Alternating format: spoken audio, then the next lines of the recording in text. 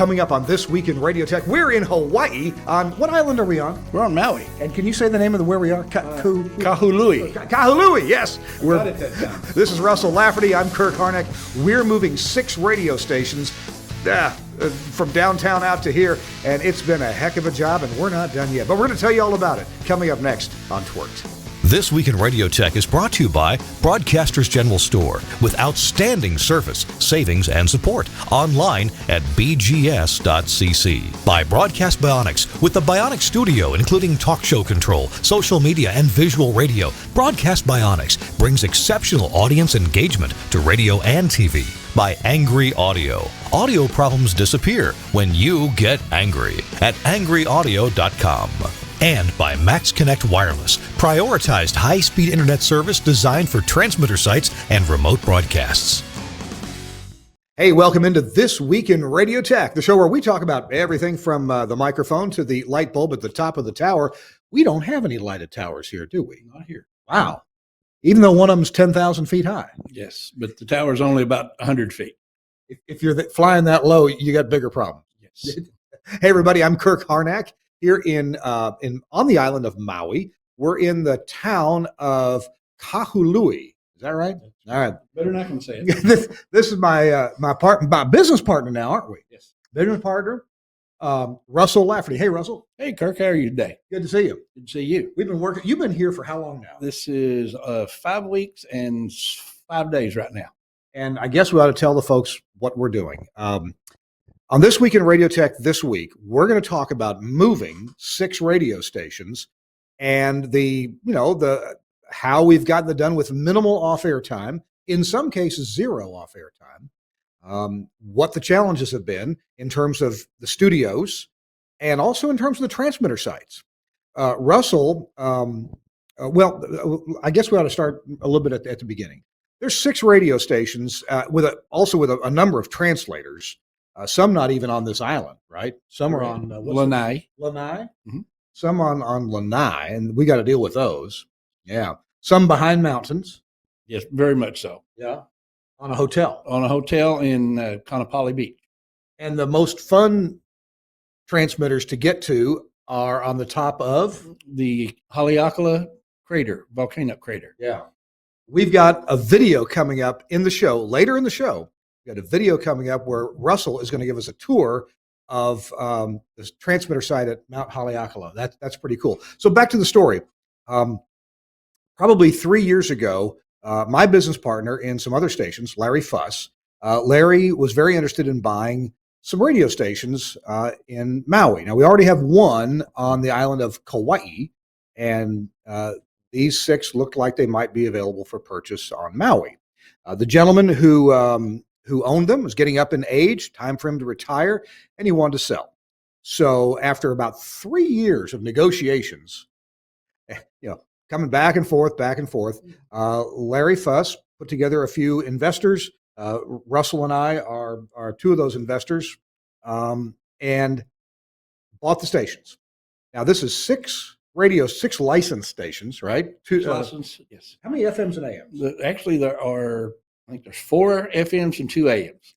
And then a bunch of translators. Yeah, and a bunch of translators to go with, and boosters, on-channel boosters. Oh, that's right. The on-channel, the ones in the hotel. Yeah, they are on-channel. All right. And so it's a little bit of a complicated deal. These are legacy stations. They are built, the programming, the announcers, the news people, the hosts, they are beloved by many, many Hawaiians, aren't they? Yes, this is an institution, seems to be here. Yeah. So, however, when somebody buys some stations, they usually have some ideas of how to make them better. And we know that Larry Fuss, he's not always right, but he's never in doubt. This is true. He's very good, though, at taking a little old radio station and making it a nice new station. So some of the formats are staying, and other of the formats are changing. They've already been changed. And we have had the task of moving out of an old location and moving into a new business location. Finding this new business location was quite the ordeal. You were with Larry for a lot of that. Yeah, we had quite a bit of back and forth with that also, with leasing and how we're going to put different equipment in and on the roof, and it just went back and forth for a lot longer than it should have. You ran into the same problem that a lot of engineers run into when negotiating to put some things on the roof, some STL antennas and a satellite dish, you ran into some roadblocks from the building owners, didn't you? Well, they are like most people. They don't understand. They were all afraid they were going to get radiated and die in the next 6 weeks because of all this RF we're going to put out here, which we're not putting out any here. Just STL 8 watts. Yeah, exactly. And the previous owner, John, he's worked for 40 years under STL dishes, and he's fine. Yeah, so have I, and so have you. Yeah. We've all been under them forever. So tell you what we're going to do. On this show, we're going to show you a few pictures of the old studio location, and then we're going to show you some pictures of the new studio location. Russell's going to have some interesting stories about the challenges of moving in here, what he did to get ready. I came in late, I kind of waltzed in after Russell had done most of the work, and I was a keyboard warrior, right? I did a lot of the AOIP stuff, and then Russell has been responsible for so much of the RF, re-engineering STL paths, things like that from this new location. By the way, the new location is an office building. We're on the 4th floor of a beautiful office building, elevators, the whole 9 yards. It's a pretty well run place. In fact, if you hear some noise on the show, I don't think you will, but they're repaving the parking lot. It needed Just for us. Just I don't think so. All right. We got a lot of pictures, and so Suncast, let's start buzzing through those so we can jump right through those. That's me arriving on a Southwest flight from Phoenix to Maui, the Maui Airport Identifier, OGG, and just getting ready to come into Maui. Our studio building is in that picture. I don't know where it is, but it's in that picture. Oh, yeah. Next one, let's go. At the old location, now I'm not going to name names because I don't want to embarrass anybody, but after being in the same location for years and years and years, sometimes things get out of hand. I've never seen a radio station that's been in business over 20 years that doesn't look somewhat similar. Everybody changes something.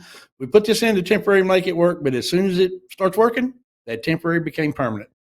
That's what impressed me. There's a lot of stuff at the old location that looked temporary that ended up being permanent. So this is one of the workstations where they did some streaming and obviously some cart dubbing. Let's move on.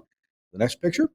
We just want to show you what we came from. So, there's rack equipment everywhere that's not in racks, wires everywhere. Everything was analog wiring, analog audio consoles, like you see a small Mackie or Behringer console there. Just, a lot of wires everywhere. Next picture. And this is what very typical. You had your audio vaults and your production computers underneath the countertops with a lot of wires laying around everywhere. Obviously, the old location was not audio over IP. And AOIP, as I've been advertising for 20 plus years, lets you get rid of about 90% of your wiring. Next picture. There we go. That's one of the control rooms. Is that their main control room? That's the main one. That's the main KAOI control room. Yeah. All right, let's move on. So they do a lot of news and programming. And yeah, that was just very typical of the rooms. We're still going to be cleaning things out. We have retrieved the most important key parts like automation systems, some microphones and speakers. Next picture. And but this things left to their own devices. That was the on-air. That's a distribution amp. Distribution amps everywhere. And of course, audio over IP. Well, that gets rid of distribution amps. We don't have any. Next, there we go. Now here's at the new place. We might have a few more old pictures, but that is at the new place. What you see in the picture there are a couple of brand new products from my employer, Telos Alliance. The X node on the top there's two of them side by side. My head's in the way of one of them. That's the new X node 2. It functionally is very similar to the X node that's been popular for years and years and years, but it's got a color screen. And it does some more functions internally, and it has room for expansion inside that Telos may offer some additional functionality down the road. The device right below it is a new product called the Studio Edge. It's basically kind of the equivalent of about 3.5 X nodes in one box. There's another version of it where they add another DSP card and some CAN bus connectors, and it becomes a mixing engine. Along with I/O, so it kind of replaces the Axia QOR 32, but it also has additional I/O. So we'll be looking at that a little bit more later. But it's kind of like a super node. It's got a lot of stuff. These are the racks that Russell put together. Russell, tell us a story about how you determine. And by the way, they're not filled yet. No. We still have a bunch of satellite receivers to stick in there, and obviously some wiring to clean up. I took this picture a few days ago. Some of the wiring's been cleaned up since then, and some more stuff added, but it's looking really clean. Tell me about your decision on 4 racks and moving them in here. Well, Larry bought the 4 racks, and we looked at a couple different places to put them. But if you look over in the left corner, there's a huge bundle of blue wires. Yeah. They go to each individual room. And those were pre-wired in the building. You had to figure out what was what. We just had to figure out the numbers and the outlets that they went to. So they were already pre-wired.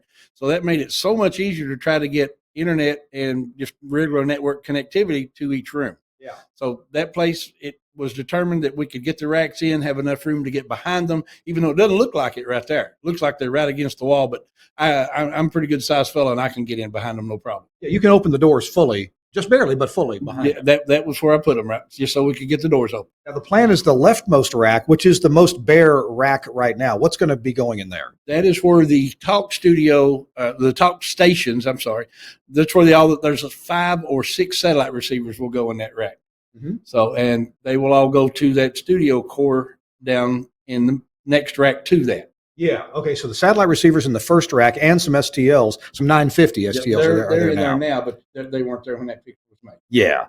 And the second rack, now the top half of that is IT. That's the business network. And we decided that the blue cables would, generally speaking, be the business network.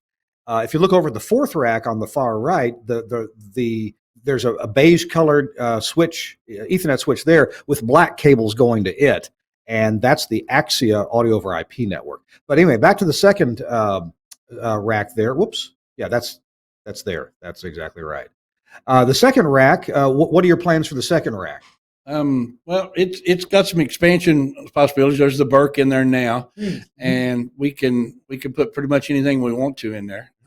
Right now in the floor, they're setting a couple of computers that weren't there in that picture also. Yeah, there were some audio vaults we brought over that were still grabbing files. Yeah, that rack is going to be mostly for future expansion. Okay.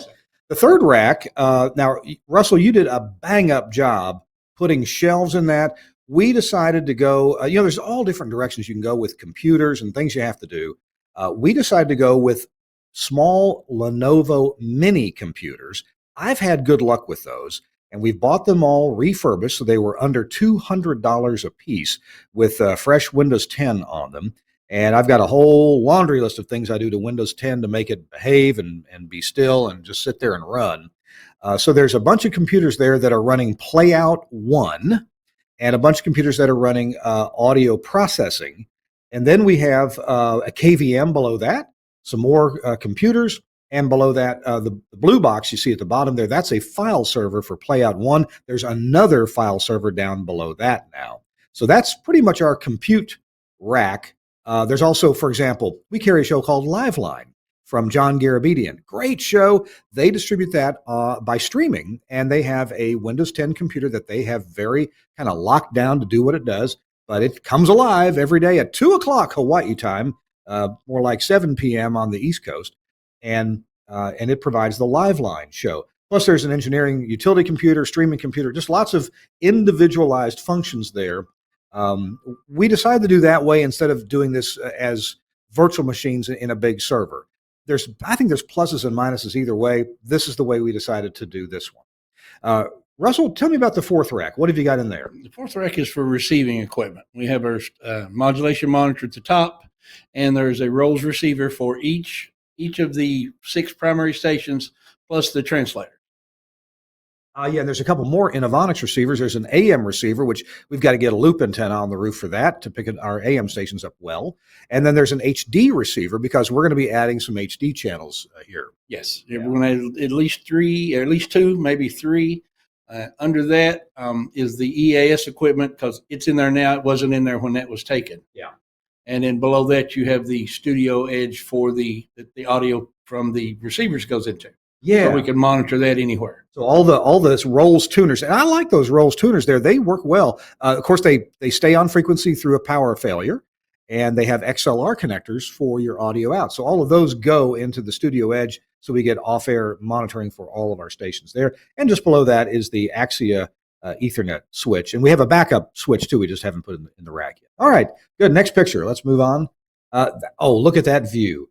Which window is that out of, Russell? That's looking toward the northwest. Looks like that's looking toward the smaller set of the mountains. Yeah, those are the smaller mountains. They're the West Maui mountains. Now, the boosters you mentioned are on a hotel on the other side of those mountains. All around on the just about over that palm tree, about 25 miles up on the other side of that ridge. All right. And those on-channel boosters are fed via internet, aren't they? Yes. Yeah. All right. But it's a beautiful view out the windows here. Let's go to the next page. Next picture. I am really, really proud of what Russell and Larry arranged at most of our radio stations that Russell and I and Larry are involved with. We've used unlicensed IP radios. Now, most of our stations are in very rural areas, so interference is next to nothing. However, here on Maui, we realized there's probably a lot of IP radios buzzing around this place, and so we decided to go with a licensed system. Russell, tell me about this licensed IP radio you've selected. This is 11 gigahertz licensed link from Ubiquity. It's right now, that is 18 and a half miles that it's traveling, and it could probably be tweaked a little bit better, but it's very, very good right now, and it's really stable.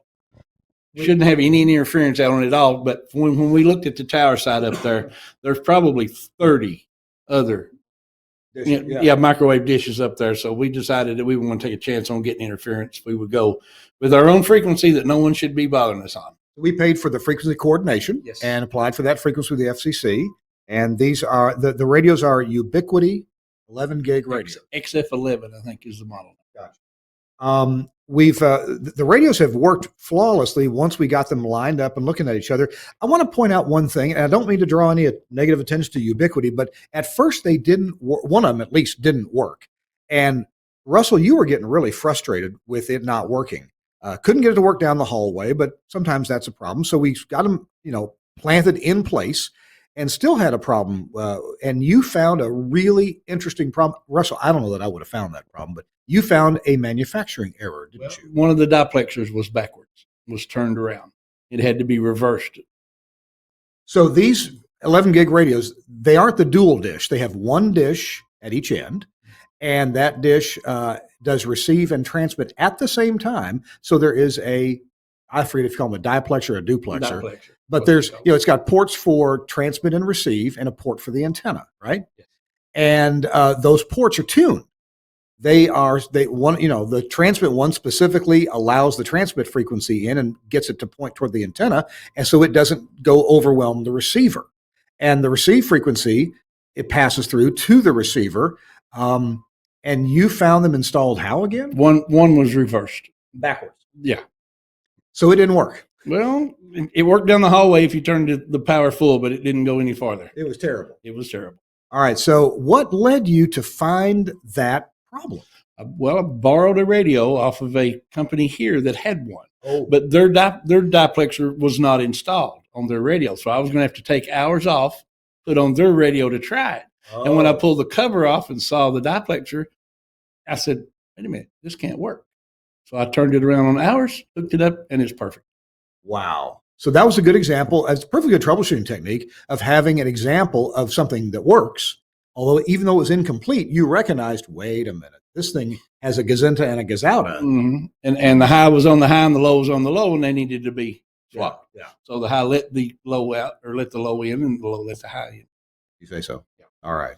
So anyway, either that or backwards in reverse. This picture was taken after we just logged into this one, so that's why there's not a lot of the orange is the capacity, and a little bit of blue. That's not even there now, but now that we got several things running over it, it's obviously carrying data. So I just want to point out, Russell did a great job of installing these, selecting them, installing them, and then troubleshooting them here on Maui. So let's look at the next picture, see what we got before we take our next break. Yeah, another picture of the previous location. Now, you know what?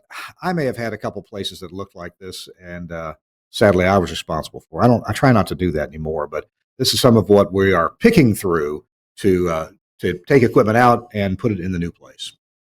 All right, next picture. And yeah, so the new place is going to look, a whole lot more like this. By the way, we've noticed that a couple of companies that used to make EAS interrupts, just passive relays that would interrupt your EAS, because we got 6 stations. Actually, kind of have 8 stations. We have 8 program sources here. And they all need EAS. Now, they're all the same area because we're on Maui. So we went with, we had to buy 3 of the Broadcast Tools EAS interrupt boxes, and they are all paralleled off of the Sage end deck now, right? Yes. Okay. And of course, just below that is that Studio Edge that has a whole bunch of analog, stereo and mono, and some AES EBU inputs and some outputs, as well as GPIOs. Let's go to the next picture. And this is a new product from Telos. A lot of folks don't, in fact, most folks don't know about this yet. This is a Telos VX Duo. The benefit of this, it's all VoIP, but in the past, the offerings from Telos for VoIP multi-line, multi-studio, multi-hybrid phone systems, they were kind of expensive. I mean, they started at a good $6,000 or $7,000 and went up from there. So if you just had 1 or 2 studios, it was a little bit of a tough financial decision to make.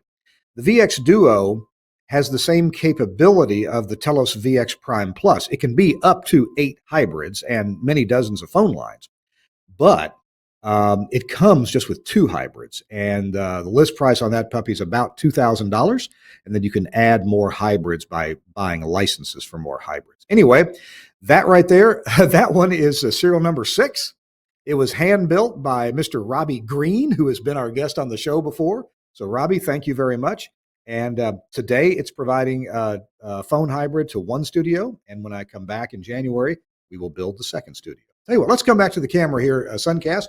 We'll jump to that when we come back. I'm Kirk Harnack, and my guest is Russell Laferty. Russell, where are you from? I'm from Eastern Kentucky. You take care of a lot of stations in that area? Quite a few. Quite a few. You got time for some more? No. And I work full-time for the Telos Alliance. Thanks so much to my bosses who let me come over here and, install some Telos gear, first of all, and take care of some radio stations that I'm a tiny little part owner of. Our show This Week in Radio Tech is brought to you in part by our friends at Broadcast Bionics. They make some amazing software and hardware systems for broadcasters. They'll make your social media presence a lot better, and they do it with hardly doing any more work. The talent. The talent kind of does what they do, but their systems automatically surface lots of great information, capture social media moments, and can even self-publish them for you. Let's hear from Broadcast Bionics. We'll be right back. Welcome to the Bionics Studio. The Bionics Studio brings all audience interaction to the fingertips of a production team in radio, TV, and podcast. Our workflow-led system is working 24/7 around the world for small broadcasters and national and international networks. Our telephony module, Bionic Talk Show, allows cost-effective centralization, remote operation, scalability, and resilience across an entire network of stations, but at the same time is used in single-studio self-op environments. Social media curation and activity is now considered a broadcast-critical part of programming. Bionic Social means the studio isn't overwhelmed with a wall of interaction from an ever-growing number of social platforms. We combine SMS, MMS, and email together with a speech-to-text service for listeners using smart speakers. We enable studio teams to curate, filter, and display all platforms in one place, and post text, images, and video content to multiple platforms in one operation.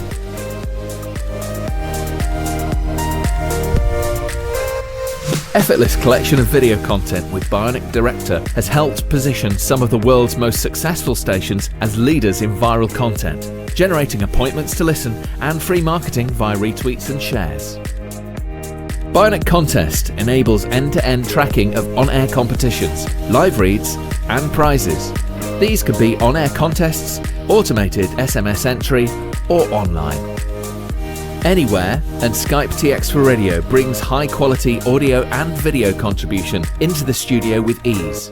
No need for dedicated PCs to run different applications. Everything is controlled within the Bionic Studio UI, and incoming connections are visible to users along with all other platforms. Our codec integration enables connection, algorithm configuration, and directory to a wide range of IP and ISDN codecs. The Bionic Studio, a unique suite of products designed to enable your talent to work smarter. Thanks so much for Broadcast Bionics. Thanks to Broadcast Bionics for sponsoring This Week in Radio Tech. Great stuff from them. Really appreciate them. Really love their virtual rack. Some days we talk about that as well. I'm Kirk Harnack here, excuse me, in Maui, in the town of Kahului. And we're in an office building here where we're moving some radio stations. My guest is Russell Laferty. Russell, thanks for joining me. You're very welcome. We got some more pictures to buzz through, so let's go ahead and jump right back into those. Suncast had a picture of an Ethernet switch there. That is Axia. That's our Axia Net core switch, and with its LAN IP address. And Russell, you ran before I even got here. You ran all these Ethernet cables. Thanks for doing a very neat job of that. Well, thank you. I try. This is some of that thin cable. Some people don't like that thin cable. I haven't had any problems with it yet. Have you experienced anything? This is my first experience with it. Okay. We bought a bunch of blue of those thin cables, generally for the business network, and black for the Axia network. I would have gotten I like red for the Axia network, but they couldn't ship it quick enough. So I had to just take, two Take colors. what we can get. Yeah. All right, let's move on. And, oh, by the way, that Ethernet switch is the new, fairly new. That's not that new. It's the Cisco CBS 350 series. It's qualified for audio over IP, but I'm not sure. It's kind of the low end of audio over IP. Okay, here we have, this is in the second rack. The Axia device there with the meters on it, that is called an X selector. So it's kind of like an X node with one input and one output. And then from the front panel, it's got radio buttons that you can control, program for different streams on your network. Now, it doesn't have a speaker built in, although it does have a headphone jack built in. So we bought one of these little Fostex one rack unit speakers. You ever use those before elsewhere? Yes. Yeah. I have no problem with those. They work really good everywhere.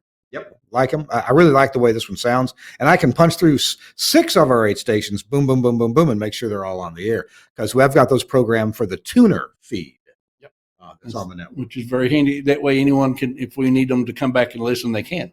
Yes, true. Right above that, we have 2 of those same CBS 350 Ethernet switches for our business network. Now, if you're going to use the CBS 350, like any switch you're going to put on an AOIP network, you must configure some of the internals to be optimized for audio over IP. There's certain things like the IGMP querier, snooping needs to get turned on. Some of the priorities need to get switched about so that the audio over IP and the clocking gets the highest priority. If you're just going to use it for business networking purposes, you don't have to do anything at all. You can just plug it right in. You can give it an IP address so you can manage it if you want to, but you can just plug it right in. All right, let's look at the next picture here. Oh, this is the backside of one of these Axia Studio Edge boxes. This one does not have the mix engine built into it. If it did, that blank panel there would have some CAN bus connectors on it to plug into, an IQ, an Axia IQ or an Axia Radius or something like that. This one, I'm just showing the right half of it. There's a little Ethernet switch. There's some Ethernet ports that will be used later. There's some USB connectors. So this can actually hook up to your computer directly for audio, bidirectional audio from the USB connectors. There's an HDMI connector that's active. I forget when, but anyway, that'll be used down the road. And there's GPIO ports right there. I've got one of those Angry Audio adapters, so I didn't have to do any soldering. And so I can just plug an RJ45 in there. That's not Ethernet. The red RJ45 is not Ethernet. It's GPIO. And that runs over to our Liveline box. The audio ins and outs are a little bit further over to the left. Let's move on to the next picture. And we already saw a picture of that. That's our Studio Edge in the rack number 4. There is, now we got a couple of the StudioCores. There's 2 black boxes on the left. That's the same thing as the Studio Edge, but it's called the StudioCore. It has an extra DSP card in it, in each one of those, and it's got the CAN bus connectors on the back side. So that's where you plug your, in my case, an Axia Radius console, and I've got one that's out of sight to the left of it. So that acts like a Core 32 with a lot more inputs and outputs. So we were just putting that on the bench to try it out, and got those working fine. We got one of them ready to go on the air right now. All right, what's next? I mentioned the Liveline box, the stream box from John Garabedian's Liveline program. That's the one that's got, is that Mason Kelter? Is that his name? Mason Kelter, yeah. Any experience? Mason's the host on that show. I just point out because, hey, it's not satellite, it's terrestrial. It's interesting. They actually, from their headquarters, they actually do a quick check of every affiliate's stream box before the show goes on to make sure it's online. One day we didn't have it online, and we got an email. Hey, Kirk, is your stream box online? The show starts in a little while. And I said, yeah, we're just moving some cables around. We'll get it right back online. So that's it.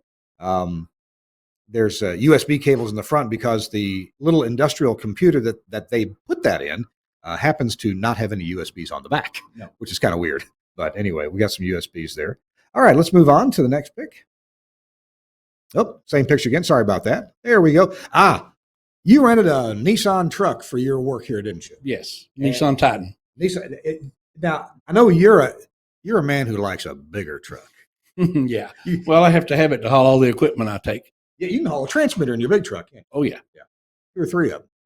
Several. Especially if they don't pay. I mean, you wouldn't do that. No. So, but I like the radio that came in the Nissan Titan, except for, what was the one goofy thing about it? The RDS. It takes 15 to 20 seconds to come up and show a new scene, a new title and artist. Yeah, so the other radios in our other station vehicles, they show the title and artist within 3, 4, 5 seconds. But this one, 15, I've seen it take looks like 30 seconds to show a new title artist. Yep. It'll still show the last song up until half of the song's over sometimes. And the reason I bring that up is because, fellow engineers, you can't necessarily base the quality of your RDS on looking at one car. You need to look at a variety of car radios to see how well your RDS is working. It appears that they're all different. They don't have there's no set standard for any of those. You see where it says classic rock, that's the program type, and it shows classic rock. On the Titan, the Nissan Titan, that radio shows it quite nicely. However, on the Kia that the station bought, it shows the program type, but the Kia radio insists on putting an underscore character where the space is between classic and rock. And Larry says, why do you have an underscore between classic and rock? Larry, I didn't put an underscore there. So we had to go look at several radios, including an Innovonics tuner, to show Larry that no, there's no underscore there.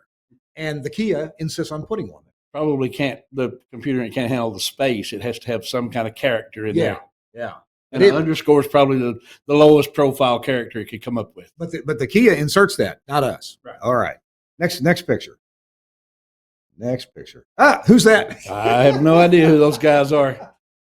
All right. Were we up to no good? Most likely. A couple of miscreant engineers. All right, next picture.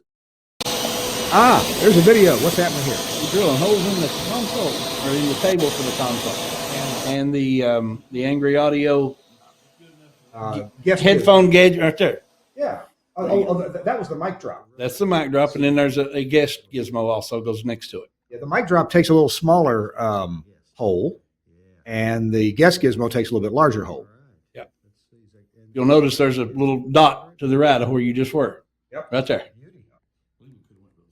Those are installed now. You can show them to them in a minute if you want. Yeah, we'll show them later. All right, next picture. Next, whatever's up next. Oh, this was okay. We're gonna have a video in the next segment about going up to Mount Haleakala, 10,000 almost 10,000 feet. Quite a drive, quite a ride. You've got to go past some no trespassing signs, and it's a government highway out to our tower site. Yeah. That is what it called a gate cuff. I've never seen anything like that, but that's a very ingenious idea. Now, that only works on a gate that's got vertical bars close to each other and at the right height for everybody's lock, but any lock will undo it. Yep. Any one of those locks, you can open that particular segment and open the gate. That gate cuff, that sucker was heavy duty. Yes. Yeah. You're not going to cut it off. The locks might go, but the gate cuff's going to stay. If you drop a gate cuff on your foot, you will be cursing. You will hurt. All right, next picture. On your way to the Mount Haleakala transmitter site, the highest thing, or about the highest thing on Mount Haleakala is this installation. What is it? It's an observatory. They have several. If on a different picture, you can see there's probably 6 of the small ones, one of the big ones, and the unknown circular building.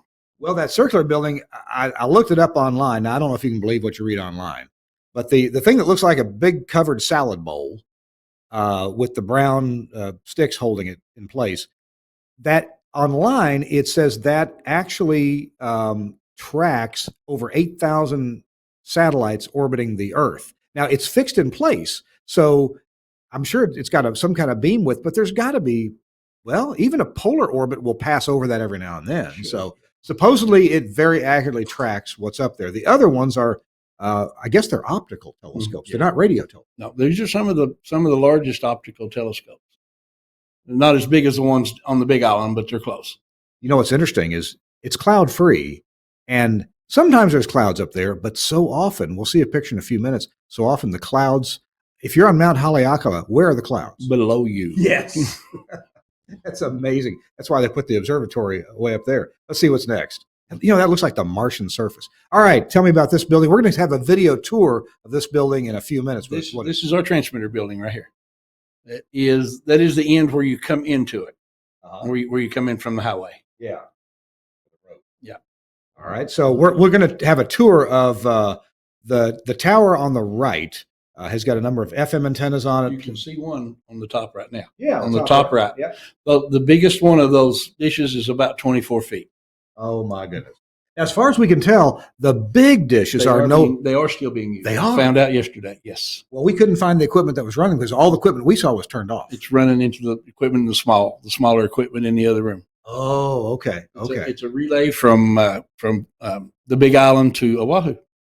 Okay. And Kauai's in the way. Yes. Yeah. So, all right. Maui. I'm sorry. Maui's in the way. All right. Let's see the next picture. What we got next, if anything? Okay. Tell us. This is the antenna, the radio we were talking about earlier that you found the interesting manufacturing problem with. What are we looking at? That is the 11 gigahertz dish. And on the pipe that used to have another Yagi on it, and it has a homemade stiff arm on the bottom there. Very homemade, because it was vibrating in the 40, 50 mile an hour winds that are fairly constant up there. Yeah. The day that we went up, the wind wasn't so bad. Yesterday, the wind it had to be 30 miles an hour down at sea level. I can only imagine what it was up there. The guy that told me said they were expecting 70. 70. Wow. You can lean into that. All right, let's see what's next, if anything. Suncast, if you want to. Oh, okay. This is the bottom of the 11 gig dish. So I'm showing you what it's pointing at. Yeah, that's down under the cloud there. And that town, so the other end of this where we're sitting is it's right above our heads, and it's 18 miles, right? 18 and a half. And to broadcast it to me and you, that sounds like a pretty darn good figure. But you know what? Those other big dishes, they're pointing to other islands. Well, it's 85 miles to Oahu, and then they go there. Wow. I have no idea how much power they're running. Speaking of power, the AC power for everything, or at least, well, for these sites, is on that power pole on the left. Yep. That's the whole thing for us. Now, I don't know about the observatory and stuff, but that's what comes to all our sites up there. Now, there are backup power generators, and we'll see those in our tour in just a few minutes. Next picture. Okay. This is a sneak peek at our video tour, but on the video tour, I didn't get a good video of this. This is our station's equipment rack in the transmitter building on Haleakala.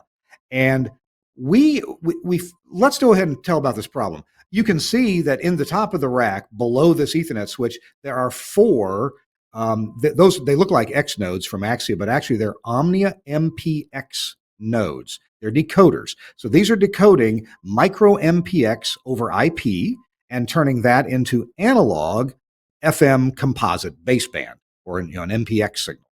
And we installed them. We installed the 11 gig dish. The 11 gig link worked great, but we were getting a whole lot of packet loss showing up at the inputs of these Omnia MPX nodes. And we were scratching our heads because we were suspecting something wrong with the IP link. But the IP link showed nothing wrong. And yet we were getting as much as 20 and 25% packet loss. The forward error correction was making up for most of it. That's available in micro MPX. But I'm going to turn it over to Russell now to tell you what the heck we found wrong. We had an old 10100 switch that we had found at the old station because it was all we could find at the time. And the download speed on it, we found out once you took your computer, it was 6 meg. We changed to the Cisco switch, and that went to 70. So that was the big difference. Well, and we should point out when we put the 11 gig link in, we needed a bigger switch to run because we have some Bex transmitters on it, and an Nautel. And a Nautel and a VoIP phone and the 4 Omnia MPX nodes. Yeah, we have 8 things up there. So we had a little small switch. It wouldn't handle that. Well, the TP-Link switch was supposed to be 10100. And I suspect when it was new, it probably worked fine. But even though it passed data, it dropped a lot of packets. And I was thinking, I've never heard of a switch dropping packets unless you're just freaking overloading it. And we weren't. There's no audio over IP. There's no clock signals going on this link. It's just a standard business network. And as far as we could tell, there wasn't anything wrong. Well, we swapped that used Cisco switch. It's just a little SG220 switch. Put that in, bam, everything got good, just like that. And right now we're only doing like 2.2 meg. Is all it's going up there. All that data together is 2.2 megabits. All four streams going up. Because micro MPX can typically half a meg, even with some forward error correction is typically. Right. So now we're fine. Good deal. I'm talking to Russell Laferty. We've got a great video coming up in just a minute. You don't want to miss it. We've got a video coming up where Russell will talk to us about, give us a tour. Right now, though, we're going to talk to you about Henry Engineering, and something that every broadcaster who does sports or even just talk shows should have in your arsenal, should be in your kit to go to all your ball games. And that is the Henry Engineering Sports Pod. Here it is on screen. Now your remote broadcast can be even easier and more foolproof because the new Sports Pod has TalkBack, so you can communicate with your talent. And there's remote mic control. No more hollering, "Hey, Bob, your mic's not on." You can actually turn it on remotely. Plus, all the great features of the original Talent Pod, the new Sports Pod from Henry Engineering has it all. The Sports Pod is an announcer's mic and headphone controller and intercom system for use by talent at a remote broadcast. Now, it's ideal for sporting events, on-location broadcasts, or even in studios, especially talk studios. Sports Pod is similar to Henry Engineering's Talent Pod, but with 3 additional features. It's got that integrated intercom system. It's got active mic audio on-off switching and the ability to remotely control the mic. That solves the problem of providing talent with a mix, local, and return, or IFB, headphone audio. And it provides duplex off-air communications with a producer or an engineer. Its simplicity allows for error-free use by non-technical users, and you know how important that can be. And it provides an easy way to link several units for use at broadcasts with multiple announcers. Where do you get it? You get the Sports Pod from Broadcasters General Store. That's website is bgs.cc, bgs.cc, or call them because they give good phone at BGS. You can call them at 352-622-7700. 352-622-7700 for Broadcasters General Store. I like those folks. Yeah, we've dealt with them a lot. By the way, if you know Jessica Shute at BGS, it was her birthday about 2 days ago. Really happy birthday. 2 days late. 2 days late. 2 days late. Yeah, I saw her on Facebook, so I wished her happy birthday. All right. It's Kirk Harnack on This Week in Radio Tech, along with my guest, Russell Laferty, my guest, fellow engineer, and co-owner of these radio stations. All right. But you own twice as much here than I do, so you can outvote me. Can I really? Yeah. Okay. Well, I'll take your vote into consideration, though. That's all right. Engineers have to stick together. There are not many of us left. That's right. All right. We got a video. Let's go ahead and roll the video. We're going to talk over the first part of it. Suncast is going to roll it. This is a little time lapse going up the mountain. This is just a tiny portion of the switchbacks. And it's easy enough driving. Tell me about what we're seeing here. It's 18 and a half air miles, 38 highway miles, and an hour and a half. Takes an hour and a half to get there. Because that shows it fast, but we're doing about 15 to 18 miles an hour. Yeah. As I said, there are no guardrails, and you do not want to run off the road. No. They do graze cattle up here, don't they? Yes, and they're in the road sometimes. Sometimes. We're approaching the top up here, and we're going to have a couple of pictures when we get to the top here. There's a tourist attraction at the top. You can go look at the crater. You can go for a hike.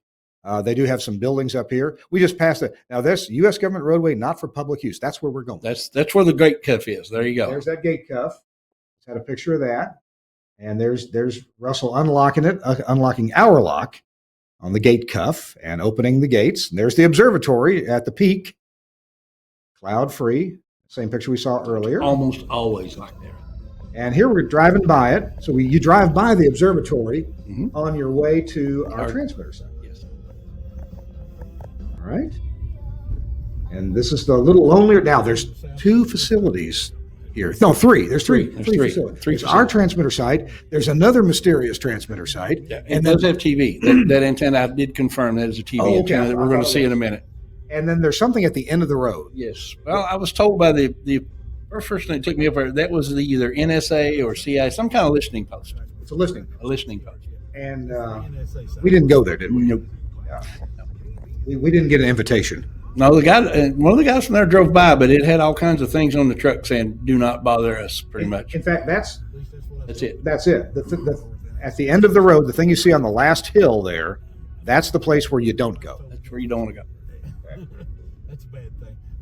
But hopefully they'll hear any gifts from Rocket Man before before they get here. All right, there's two different sites, and we're going to the first site with the big dishes.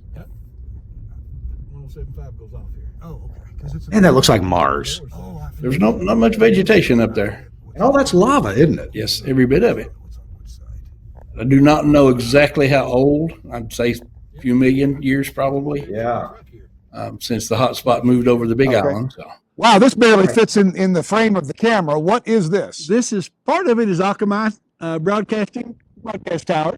Also, it is the inter-island phone link system.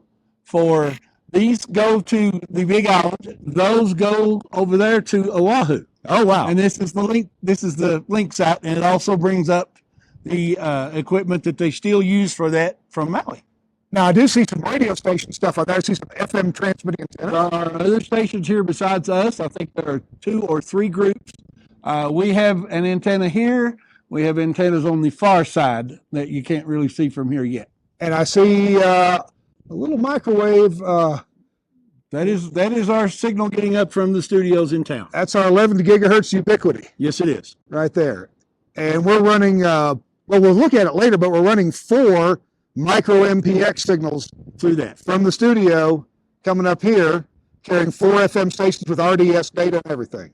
All right, let's look around here a little bit. There's a site. We don't really know what that one is, do we? No, sir. But the next site that's only part of what you can see. That's a very small part. That's just the largest building. There's like six observatory buildings there. So that's observatories here on Mount Haleakala. Yes, sir. And then we got, obviously there's some fiber up there that we are not yet a party to. Right. All right.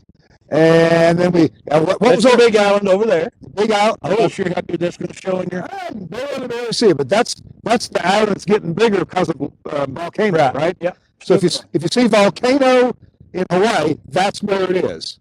All righty. Let's zoom out and we'll come back over here. That is a what? We are told that it's a government listening post. That's about all I know about it. It's pretty high security, and I don't plan on going up there. Oh, well, about an hour ago, I called Domino's and I told them to deliver up there. Okay. You reckon they'll make it? It may No. take them a minute. All right. They cannot do it in 30 minutes or less. Now we're fixing to go into this building right here where we can get a tour of some old microwave gear, maybe some new microwave gear, but we'll also, more importantly, look at the broadcast gear. Yes, sir. All righty, let's go. All right, we're going to walk in the building now. Thanks for holding the door there, Russell. Which way should I go first? Either way you wish. Well, let's look at some of the other broadcasters and such here. Okay. We have a couple of Nautel NV5s. These are what? Hawaiian Public Radio. Hawaiian Public Radio. All right. They come this way. They're back to back, combined into the Shively Labs combiner. Oh, there's okay. There's the combiner. There's the out of here. That combiner looks a little oversized, but it does not get hot, does Does it? not And then they go out on the some 3-inch coax. pretty big coax. Okay. All right. Come over here. This is a K-Love rack. The whole rack is K-Love. K-Love, looks like they have 2 stations here, right? Yes, at least. 2 stations, K-Love, and their combiner is up out of the way here, up toward the ceiling. Yes. They have a lot of remote control here. K-Love, full EAS stack here, remote control tuners from Crown, all that. Okay. We're This combiner here is under a little stress. It's got plenty of fans on it, blowing on it, but it's working hard. Here's the backside of a competing broadcast. Okay. You'll notice there are some toroids in use here. Yeah. And some kind of grounding. Another competing broadcaster here, I believe. This is a smaller community type radio system here. I got to point something out.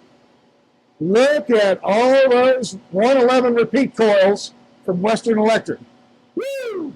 Now, they might still be valuable. I don't know. Probably goes with all of this. Oh, yeah, it might go with all of that. A lot of old telephone switch and patching. I remember these. Do you really? I'm sorry. This is the newer. This is what they're actually using for fiber now to come up and down. So there's fiber in and out of here, okay? Yeah. And more fiber cabinets here. Yeah. Well, this is Fujitsu equipment. That's interesting. That's Fujitsu Power supplies, yeah. Do you want to take a quick look at the generators? Sure. All right. Russell's going to lead us into the generator room. And these are loud in here when they're running. So we have I wonder how a main and a backup. How many kilowatts are these? Any idea? I do not know. I think it might say on 60. 60 kilowatts? 60 kW. Oh, wow. All right. And then we have another one over here. Identical. Very nice. Now, this site is privately owned, privately run? Yes. Yeah, okay. And all these places rent from Them. this owner.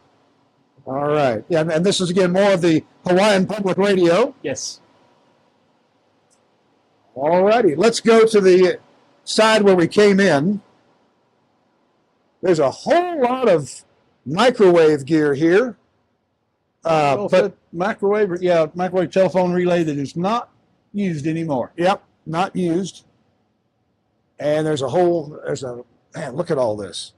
Here's a lot of waveguide right here, combiners, splitters. Here's like the helo transmit vertical and helo receive horizontal. So there's a whole lot more down there, a bunch of manifolds. And there's a whole lot more over there. Wow. That was when engineering involved a lot of plumbing. Yes. Well, here's some plumbing of our own. Our stations, one of them has a Nautel. Go ahead if you like. Give us a little tour here. We'll pass. All this gear on the right is turned off. Yes. There's nothing on there. And here's our NV5. All right. And then here we have two lower power translator stations. Okay. Being fed by these four, and here's a lower power translator being fed by these four MPX nodes. Oh, yeah. Remember the 11 gigahertz ubiquity dish we had outside? It's feeding. That's feeding the switch up there. It switches to these. So we've got 4 micro MPX stations coming up here, giving us, 1, 2, 3, 4 transmitters. RDS and all that. We put a VoIP phone up here because we could.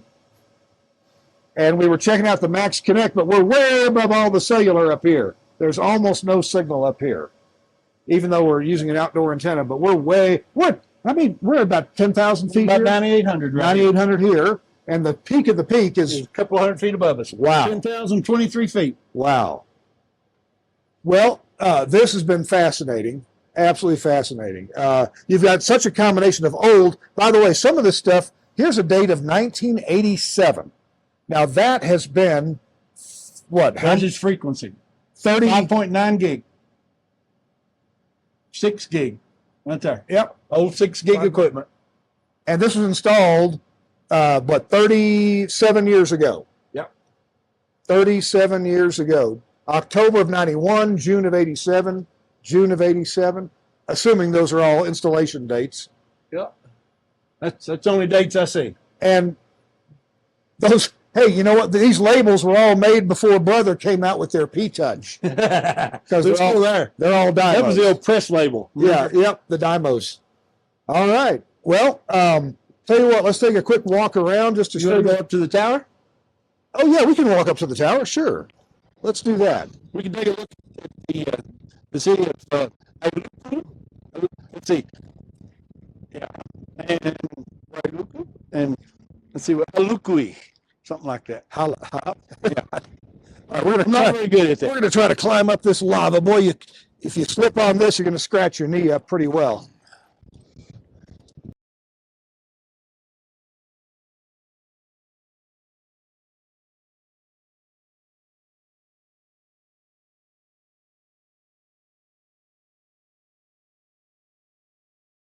And right above that, there's a diagonally arranged Yagi. That's one of our FMs. That's one of the translator FMs. It's a directional. Okay. And we're pointing out there that our studio is down there under the clouds somewhere. And so often, this is what the weather's like at the top of Haleakala. It's clear above those clouds. Once in a while, it's totally clear. There's the power, 3-phase power coming up the side of the mountain. There's been times when that's been off for a while. It was off in July for the whole month when I was here before. Wow. Did somebody forget to pay the power bill? No, they had fires. Oh, that's right. That's right. They had a fire on the side of the mountain and shut the power off. Yeah. All right. That's another site that's just down from ours. And I was pointing out there a pole that's got some orange, red colored, look to me like UHF TV antennas. And It is. I confirmed that. Okay. There's somebody else's Scala STL dish. And in just a minute, we're going to point up the tower and look and see the FM transmitting antennas that are a little more up the tower. That's a very new Catrine Scala antenna. All right, now we're going to look up. Tell me what we're seeing here. That is the Hawaiian Public Broadcast antenna system. And there are two transmitters going into that system. Yeah. That's the two 5 kilowatt nautilus that were on their side of the building. That's why it's got two fine tuners on that one. Behind the big dish, there's somebody else's. I don't know what that. Don't know whose that one is. Oh, let's see. Let me get turned around here. There's somebody's. That's the K-Love. K-Love's 4-bay. It's half wave spaced antenna, so it's got a gain of about 2. And then there's somebody's STL. We don't know whose. Not ours. And if I can crank, there we go. There's a diamond-shaped FM antenna on that right up there. Yeah, that's a single bay. Okay. And there's another single bay on top of that, but below it, there's the 4-bay horizontal. And that's ours? That's ours. Okay. And then that is ours. That translator. Wow.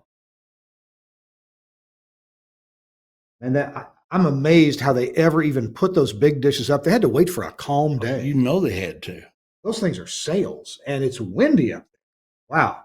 All right, it's Kirk Harnack and Russell Laferty. We're here with This Week in Radio Tech. Just got a tour of Mount Haleakala, about 9,800 feet above sea level. Here's a little piece of trivia for you. Do I have time for you? Yeah, a little piece of trivia for you. Larry Fuss believes that what's our highest power station up there? Q109, Q103, Q103.9, yeah. KNUQ. Larry believes that station is probably the highest FM station in America as far as height above average terrain. Now, I didn't say height above sea level. I said height above average terrain because of the way height above average terrain is calculated and how Maui is a relatively small island. A lot of the figures for figuring height above average terrain, a lot of the radials are the ocean, are sea level. So, most stations that calculate height above average terrain, there's other mountains, there's other stuff that go into the calculation. But this is one peak and not much else. And so Larry thinks it's the highest. Could be. It's definitely the highest that I've been to. Well, yeah, me too. It's higher than anything in Eastern Kentucky, isn't it? Quite a bit. Wow. Hey, it's Kirk Harnack and Russell Laferty. This Week in Radio Tech. We've got a tip of the week coming up in just a minute. But our show is brought to you in part by Angry Audio. And I want to mention the Angry Audio Rave audio console. This baby is shipping now. And it is a beautiful, beautiful analog audio console. This may be the best built analog console ever, especially in a small size. It has so many features that you're going to love that make it a real broadcast quality audio console. It's got 8 faders, plus it's got faders for monitor and for headphone volume. You've got 2 buses plus a third bus for telephone mix minus, very flexible monitoring section, as it says on the screen. You can talk back to your guests. It's got that, like a lot of high-end consoles have. It's got a lot of features. You can preview, of course, every input. Look at the back panel. Really professional installations can happen here. Some of these cheaper consoles, the inputs and outputs are up on the top. Oh my gosh, you can't make that look good. You can make this look beautiful. It just has a great feel to it. It's a heavy little console. It's not going to slide around on your table. It's got great mic preamps, mic logic for your on-air lights and so forth. Studio Hub connectors, of course. It's just a beautiful, beautiful console. You're going to like this thing. It's the Rave from Angry Audio. Where do you get it? Well, of course, you can go to the website, angryaudio.com, and read all about it. You listen to pretty music all over again. You can see the guy with the goatee. Or you can call your favorite broadcast dealer. You might call Broadcasters General Store, another sponsor of this show, and ask them about the Rave console and see what kind of discount you can get on the Rave analog audio console. Our show is also brought to you by Max Connect Wireless. We've used a little bit of it here just to play with it, and by golly, it works. Some broadcasters depend on it. Here's one guy who does, is John Taka. With all of the recent cybersecurity attacks against large corporations, we were looking for a product that would give us the ultimate security at our transmitter sites and as well as with our broadcast equipment. Max Connect fits the bill very well. Its greatest security feature is the fact that it gives you a single static IP address. Using this single static IP address allows us to close hundreds of open ports on our firewalls across the company and restrict access to only the Max Connect IPs. This has greatly reduced our exposure to the World Wide Web and made us much more secure moving forward. It has also given us the ability to expand as needed in a secure fashion. The Max Connect wireless service is available, of course, from Max Connect Wireless. Their website, they shortened the name just to Max Connect. I know it's spelled funny, MAXXKONNECT.com. You can get service through AT&T, T-Mobile, or Verizon, whichever's going to work best for you. And has all the features that John just mentioned and even more. They keep improving the line and the things you can do with it. They can offer you phone service now at your transmitter site. They can also offer you a way to back up your normal internet service. Hey, I've got a couple of sites that really need that, where our typical, cable modem service, not always reliable, but Max Connect can back it up when you need it. So you only pay for that extra data when you need it. Check it out. Thanks a lot, Max Connect, for sponsoring This Week in Radio Tech. It's time for our tip of the week. And, I have learned so much this past week working with Russell, trying to gather his knowledge and put it to use. Russell, one thing that impressed me is years ago, I did contract engineering, and I've worked for Telos now for 23 years or so. You have figured out the 24 tools that you use the most. And although you normally travel with a whole bunch of tools, you can get anything done. We're in Mississippi. I say, well, gosh, we could use this, but who has one of those? Russell says, I got one in the truck. Over and over again, right? Well, when you travel 700-800 miles for a job, you need to take everything you can do so you don't have to come back again next week. But I'm impressed as to what you carry in a small satchel of tools. What are a few of the things that you just can't live without? Well, you got to have your wire strippers, you got to have dikes, you got to have your pliers, screwdrivers, and many more. You about have to have the adjustment, the really small adjustment tools. A greenie is still a greenie. Yeah. You can't live without one. You can't. I know. They're so valuable. Just mostly things like that. Got a little brush, little metal brush in it for cleaning. Oh things. Yeah. Got to have that. Just most of the things I do, and a little small crescent wrench. Just mostly little small hand tools and, tiny needle nose pliers. Oh, yeah. Because everything's getting smaller and my eyesight is getting worse. Well, speaking of that, you gave me a Christmas gift last year and you carry one of yourself. Well, what is this valuable thing for your eyes? The headset magnifier. So it's lighted. It's a visor-like thing. It's got a flip-down magnifier. It's got 4 different lenses you can put in it for 4 different. You should know. I gave it to you. You've not used it? Well, of course I've used it. I just want you to tell about it. Okay. You tell. But yeah. No, you're the guest. No, it's not. But anyway, yeah, I have to have it anymore. My eyes are not what they used to be. Now, thinking on the next tier of gear that you carry around, I was a little surprised, and I thought that's a darn good idea. You carry a little Ethernet switch with you because oftentimes you want to test something, and all the ports are taken up.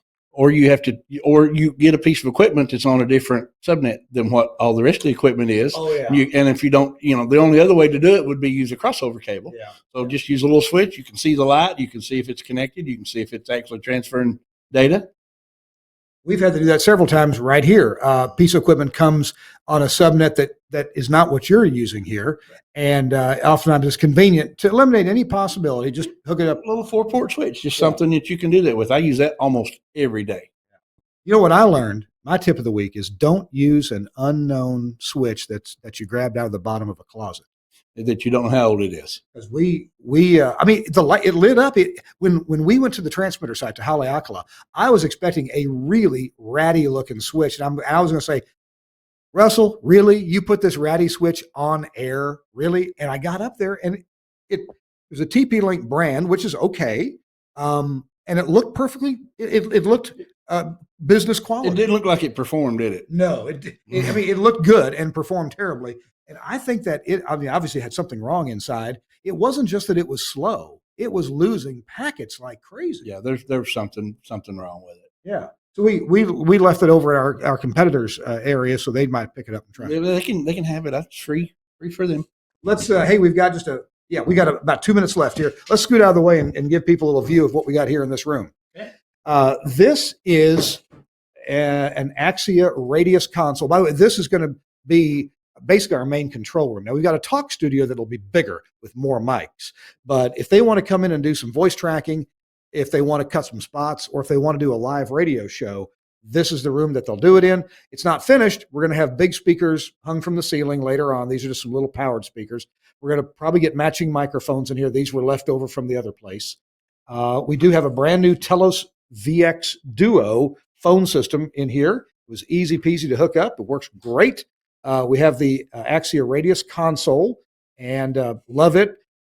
Hey, at the old location, there were masses of wires running between studios, right? Mm-hmm.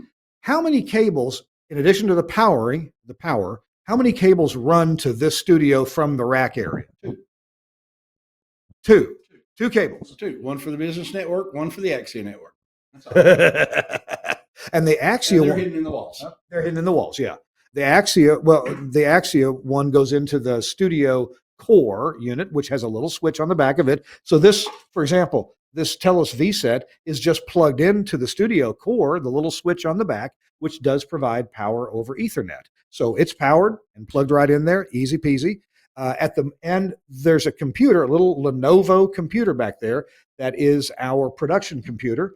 It has two network connections on it. It has a business network connection, and it also has an Axia network connection. So they can browse the web and they can play their Axia. The two networks are separated from each other, except when they go into the same computer, but they're still logically separate. We have the computer has outputs for two monitors.